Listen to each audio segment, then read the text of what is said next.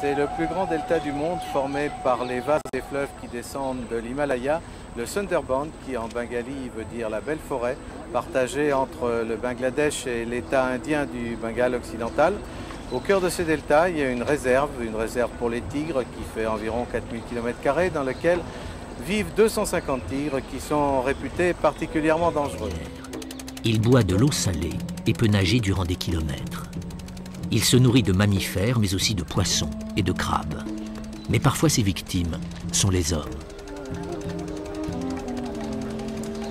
Heureusement, hors des réserves, la liberté permet aux voyageurs d'apprécier la beauté du delta, riche en activités humaines.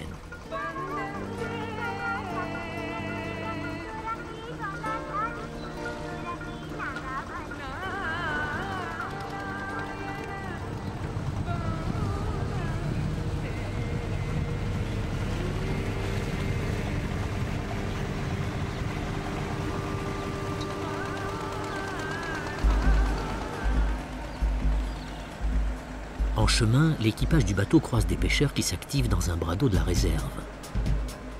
C'est dans de telles situations que chaque année, des hommes sont attaqués et dévorés par le tigre.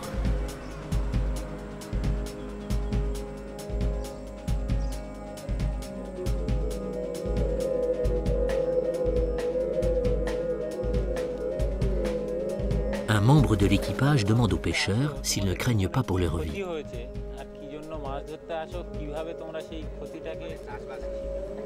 Les pêcheurs expliquent qu'ils connaissent les risques, mais que la nécessité de vivre les pousse à passer outre.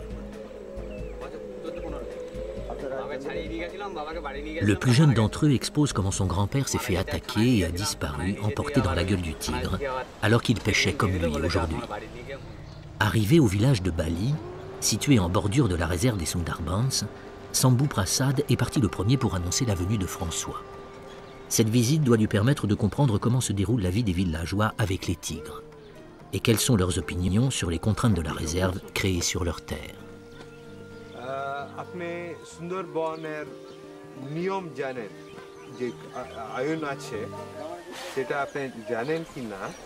En Inde et dans le monde, la nature est aujourd'hui le nouveau créneau des politiques, médias, organisations internationales et scientifiques affairistes de tous horizons. Leur pouvoir est préoccupant parce qu'il limite de façon croissante notre liberté d'accès à la nature. Dans le monde rural, ils imposent une gestion de l'environnement parfois bien éloignée de toute réalité quotidienne, sans tenir compte d'un savoir ancestral qui a fait ses preuves. Préserver l'habitat du tigre est essentiel. Et François a l'occasion d'observer ceux dont les activités sont considérées comme destructrices de l'écosystème du tigre.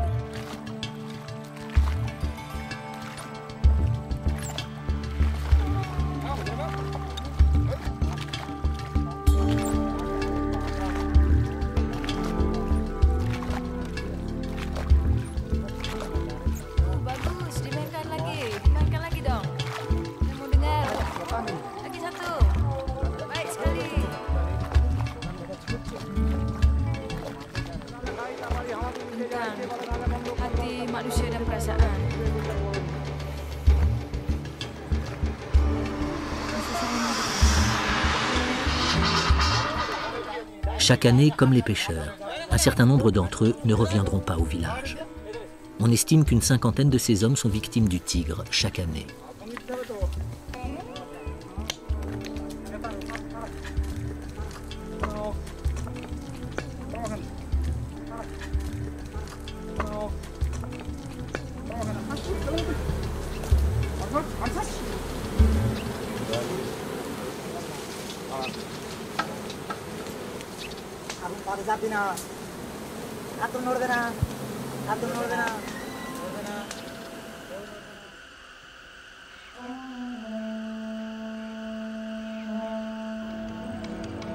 Loin des tigres, Calcutta, officiellement rebaptisée Kolkata.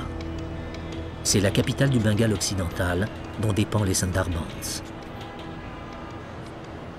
La préservation du tigre semble ici incongrue face au développement économique de la ville.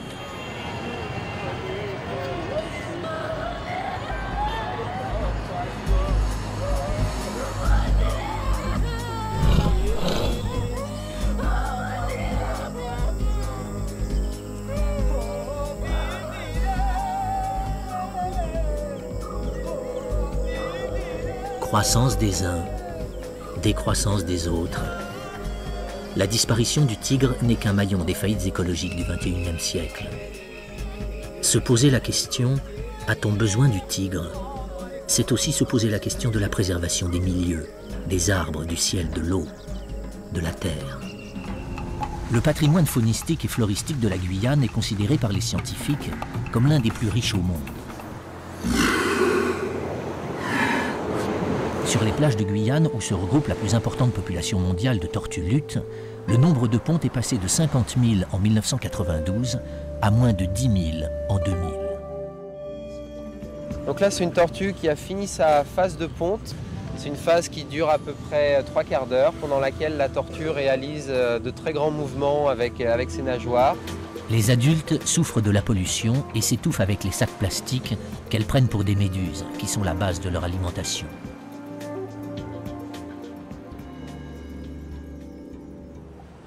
Malgré tous les efforts de Laurent et de tous les gens de la réserve, les tortues luttes sont menacées par les pêcheurs surinamiens qui viennent dérouler illégalement leurs filets dans les eaux territoriales françaises. Le bateau des douanes arrive parfois à arrêter le massacre en arraisonnant les bateaux.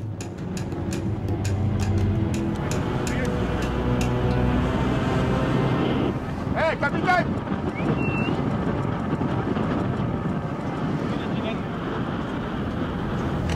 On voit qu'ils ont largué leur filet, ils ont coupé le bout à l'avant. Le poisson illégalement pêché est rejeté à la mer. Le bateau est réquisitionné et sera détruit par la gendarmerie. Réserve naturelle ou parc national? La vraie question en Guyane est: peut-on faire respecter la loi? L'ONF a donc créé sa propre brigade de surveillance. Elle constate une recrudescence d'orpailleurs clandestins qui sont de plus en plus nombreux chaque année à détruire la forêt et à polluer les fleuves et rivières. Après 3 à 4 ans de service, Alain Coppel estime qu'en Guyane, il y a 200 sites légaux pour 800 illégaux, qu'on aura beaucoup de chances de retrouver dans le futur parc. La brigade identifie le lieu par GPS avant d'opérer les contrôles de pollution par le mercure et les hydrocarbures. Par la suite, ils vérifieront le campement et les conditions d'hygiène. La réserve naturelle des marais de Koroura couvre une superficie de 94 500 hectares. Elle abrite une vaste plaine marécageuse dont la pluviosité atteint 8 mètres par an. La grande diversité des milieux, de la faune et de la flore en fait une réserve majeure du continent sud-américain.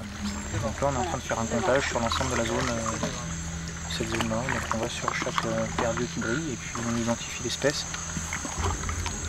et on mesure la taille. Si tu le sens pas, on lâche. Hein. Là, Imri, mets-toi là, c'est bon? Moi, je lâche pas.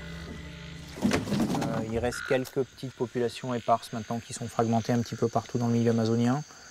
Des populations comme celle de Caux, de la taille supposée de celle de Caux, donc quand même plusieurs centaines d'animaux. Celle de Caux, ça serait quand même dans les 2 ou 3, 4 au maximum plus grosses populations restantes.